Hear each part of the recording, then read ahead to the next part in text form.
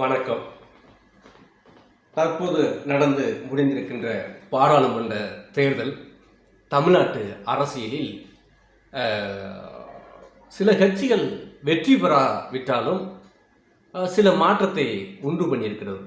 ஆனால் எப்போதும் இல்லாத அளவிற்கு மற்ற கட்சிகள் எல்லாமே சாதனை படைத்திருக்கிற நிலைமையில் எப்போதுமே சாதனை படைத்துக் கொண்டிருந்த அண்ணா திராவிட முன்னேற்றக் கழகம் மட்டும் இந்த தேர்தலில் எத்தனை தொகுதிகள் போட்டியிட்டதோ அத்தனையும் தோல்வி அடைந்தது. அதிகமான தொகுதிகளில் டெபாசிட் இழந்தது. ஏன் இழந்தது, எதனால்? நான் பல தடவை நம்ம சொல்லியிருக்கிறோம். பொதுவாகவே மக்களுக்கும் அது தெரிஞ்சிருச்சு. தொடர்ந்து 8 தேர்தல்கள் தொடர்ந்து ஐயா எடப்பாடி பழனிசாமி அவர்கள் தலைமையிலான அதிமுக தோல்வியை சந்தித்து கொண்டே இருக்கிறது. அதற்கு காரணம் என்ன அப்படின்னா, ஒரு கட்சியின் தலைமை எந்த சித்தாந்தத்தின் அடிப்படையில் அரசியலை முன்னெடுக்கிறார், என்ன பேசுகிறார், என்னத்தை மக்களிடம் கொண்டு செல்கின்றார், எதற்காக போராடுகின்றார், எதை சாதித்தார் அப்படிங்கிற கேள்வியெல்லாம் மக்களிடம் எழும்.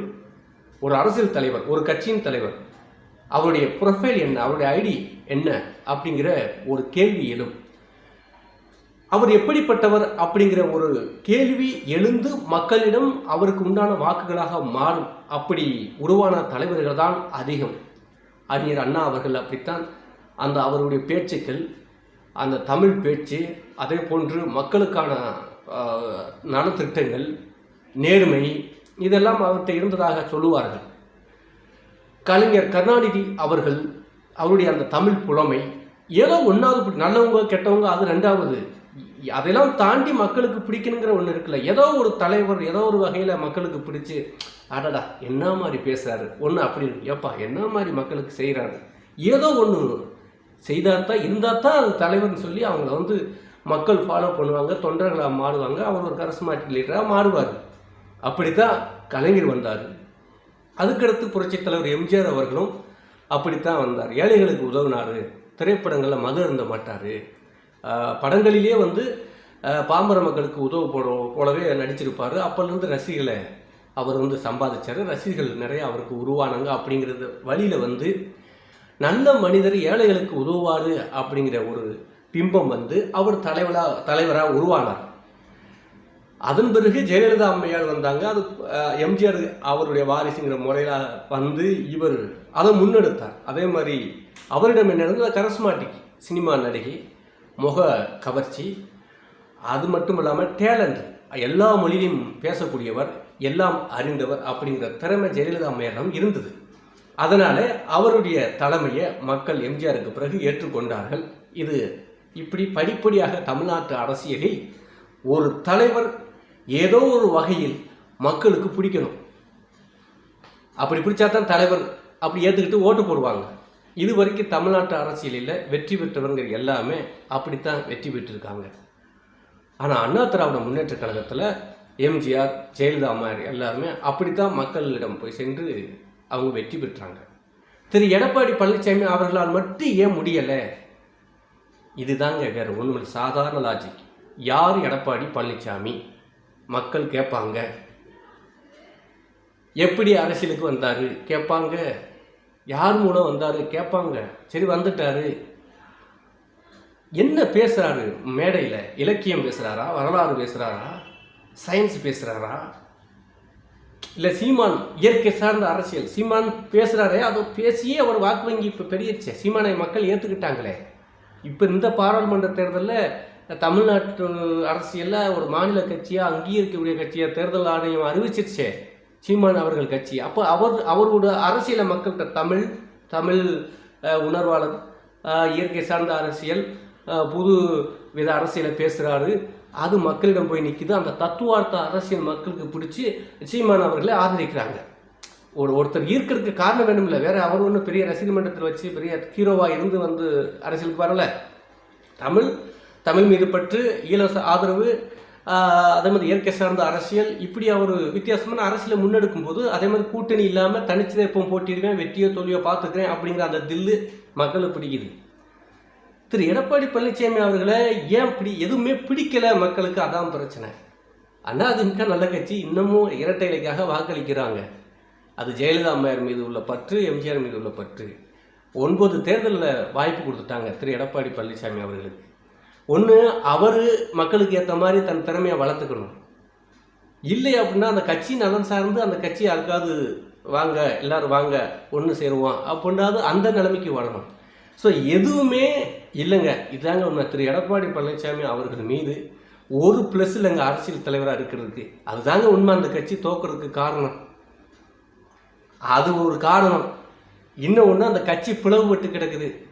ஓபிஎஸ் இப்போது டிடிவி தினகரன், சசிகலா அம்மையார்னு சொல்லி பிளவுபட்டு போச்சு. இது ஒரு காரணம். அவர் நல்ல தலைவராக இருந்தால் பிளவுபட்டவங்களை ஒன்று சேர்ந்து அவங்கவுங்க ஈகோ பார்க்காம யாருக்கு என்னென்ன போஸ்டிங் கொடுக்கணும், என்னென்ன யாரை தலைமை பண்புக்கு தகுதியான வந்து பிரித்து கொடுத்து அவரே அதை ஆர்கனைஸ் பண்ணலாம். நல்ல தலைவராக இருந்திருந்தா அதையும் விட்டுட்டார். ஸோ இதுதாங்க 2 விஷயங்க. கட்சி உடஞ்சிருச்சு. நல்லது செய்கிறாங்க, செய்யலாம், அதெல்லாம் கட்சி உடஞ்சிருச்சு. அது வந்து ஓட்டு பிரிஞ்சிருச்சு. தொடர்ந்து தேர்தலில் தோல்வி. அது காரணம், முக்கியமான காரணம். ஓபிஎஸ், டிடிவி, சசிகலா அம்மையார் இவங்கெல்லாம் ஒன்று சேராமல் என்றைக்குமே வந்து அதிமுக ஜெயிக்காது. ஜெயிக்கிறதுக்கு 100% வாய்ப்பே இல்லை. ஏன் இல்லை? அவங்கள மீறி ஏன் திரு எடப்பாடி பழனிசாமி அவர்கள் வந்து மக்களில் ஈர்க்கலை? நான் சொன்ன அந்த திறமைகள் எதுவுமே இல்லை. தத்துவார்த்த அரசியல் ஏதாவது இருக்குதா? எதை நோக்கி அரசியல் பண்ணுறீங்க? மக்கள் பிரச்சனைக்கு எதுக்காக போராடி இருக்கீங்க? முதலமைச்சராக 4 வருஷம் இருந்தீங்களே, எத்தனை டேம் கட்டினீங்க? தமிழ்நாட்டுக்கு எத்தனை டேமுங்க கட்டினீங்க? விவசாயம் எத்தனையோ விவசாயத்துக்கு தண்ணி இல்லாமல் கடலில் போய் கலக்குது, ஆற்றுல தண்ணி. மிகப்பெரிய ஒரு தொலைநோக்கு திட்டமாக யோசிச்சு ஏன் பண்ண வேண்டியதானே? ஏன் பண்ணலை? வேற என்ன நல்ல திட்டம் பண்ணீங்க? ஜெயலலிதா அம்மையார் பண்ணதை கூட நீங்கள் பண்ணலையே. எப்படி உங்களை மக்கள் ஆதரிப்பாங்க? சரி, உங்களோட பர்சனல் கேரக்டர் ஏதாவது மக்களுக்கு பிடிக்குதா? கிடையாது. பேசுறதுலாம் பொய்யா பேசுகிறீங்க. சசிகலா அம்மையார் காலில் விழுந்தேன்னா இல்லை, நான் வந்து வயசில் மூத்தவன்னு விழுந்தேன். உண்மையை சொல்ல வேண்டியதானே? அவங்க தாங்க எனக்கு முதலமைச்சர் பதவி கொடுத்தாங்க. இப்போ கொஞ்சம் கருத்து வேறுபாட்டில் இருக்கேன். பட் அது கொடுத்தது அவங்க தான். இதை சொல்கிறதுக்கு என்ன இருக்குது? பொய் பேசிலாம் ஒரு அரசியல் தலைவர் வெற்றி பெற முடியாதுங்க. இது ஒரு காரணம். இப்படி எந்த வித ப்ளஸ்ஸுமே இல்லாத ஒரு தலைமையாக திரு எடப்பாடி பழனிசாமி அவர்கள் இருக்கிறதுனால அவருடைய தலைமையை ஏற்றுக்காமல் அந்த கட்சிக்கு கூடுதல் ஆதரவு வரமாட்டேங்குது. தோல்வி மேலே தோல்வி. சரி, எப்படி தான் அந்த கட்சி ஜெயிக்கிறோம் அப்படின்னா ஒரே ஒரு வழி தான், எல்லாரும் சேரணும். சேர்ந்தால் அந்த கட்சி ஜெயிக்கும். அப்படி ஜெயிக்காததுனால அதிமுக இது ரொம்ப பொறுமையாக இருக்காங்க. தொண்டர்கள்லாம் அடுத்து ஜெயிப்போன்னு பார்த்தா இப்போ ஜெயிக்கிற மாதிரியே தெரியல. அதிமுக தொண்டர்கள்லாம் பிரிந்து பிஜேபிக்கு போயிட்டாங்க, நாம் தமிழருக்கு போயிட்டாங்க. அதிமுக தொண்டர்கள் இப்போ 2 கோடி பேர் இருக்கலாம். பொய். எங்கே 2 கோடி பேர் இருக்காங்க? அதெல்லாம் கிடையாது. 2 கோடி பேர் இருந்தால் இப்போ ஜெயிக்க வேண்டியதானே? ஒரு 5 MP சீட்டாக ஜெயிக்கலாமே 2 கோடி பேர் இருந்தால். பேசுறதெல்லாம் பொய்யான ஒரு அரசியலாச்சு. தலைமை மீது நம்பிக்கை இல்லை, ஒரு கரஸ்மாட்டிக் இல்லை, இலக்கியம் தெரியல, வரலாறு இல்லை, மேடையில் பேச தெரியல, அரசியல் தலைவருக்கான எந்த ஈர்ப்பும் இல்லை. ஸோ எதுவுமே இல்லாத ஒருத்தரை வச்சுக்கிட்டு நான் வந்து ஜெயிச்சிருவேங்கிறது காமெடியான விஷயம். ஸோ இதை அதிமுகவுடைய தலைவர்கள் உணர்ந்து அந்த தலைமையை மாற்றுறதுக்கான ஏற்பாடுகளை செஞ்சு அந்த கட்சியை ஒருங்கிணைச்சு எல்லாத்தையும் கூப்பிட்டு யார் எல்லாருமே தலைவர்கள் தான்.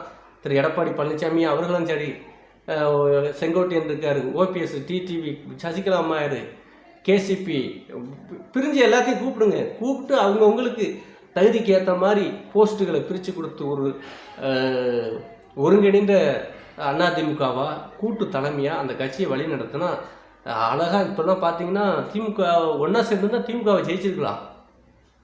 ஈஸியாக பிரிஞ்சு கிடக்கிறனால தான் திமுக 40க்கு 40 வந்துருச்சு. ஸோ இதெல்லாம் அந்த தலைவர்கள் புரிஞ்சுக்கிட்டால் கண்டிப்பாக அதிமுக மீண்டும் கரை சேர வாய்ப்பு இருக்குது. இல்லை இது வந்து மறுபடியும் நான் தான் தலைவர், நான் வந்து ஜெயிச்சிருவேன் அப்படின்னு மறுபடியும் விதண்டவாதம் பண்ணிவிட்டு அந்த திரு எடப்பாடி பழனிசாமி மற்றும் இதர தலைவர்கள் சில பேர் இருக்காங்க, ஒரு 5-6 பேர் மறுபடியும் பேசுனா எத்தனை தேர்தலில் காசு போட்டு செலவு பண்ணுவீங்க? அடுத்து இதே மாதிரி இருந்தால் அடுத்த சட்டமன்றத்தில் ஜெயிக்க முடியாது. அடுத்து ஒரு 3 தேர்தலில் இருக்கிற காசை செலவு பண்ணுவீங்க, அதுக்கப்புறம் காசுக்கு என்ன பண்ணுவீங்க? தொடர்ந்து திமுக தான் ஜெயிச்சிட்டு இருக்கோம்.